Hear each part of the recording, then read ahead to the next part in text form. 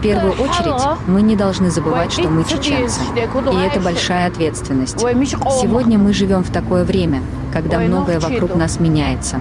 И нам особенно важно не забывать, кто мы такие. Но быть чеченцем не значит считать себя избранным народом, считать себя лучше других или просто гордиться своей национальностью.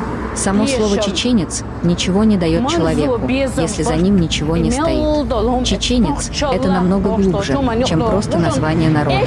Это честь, достоинство, мужество, человечность, уважение к старшим, забота о младших, ответственность за свои слова и поступки. Это умение держать себя достойно, уважать других людей и оставаться человеком даже тогда, когда тебя никто не видит. Можно иметь деньги, положение, богатство и возможности, но если в человеке нет этих качеств, одного слова «чеченец» недостаточно.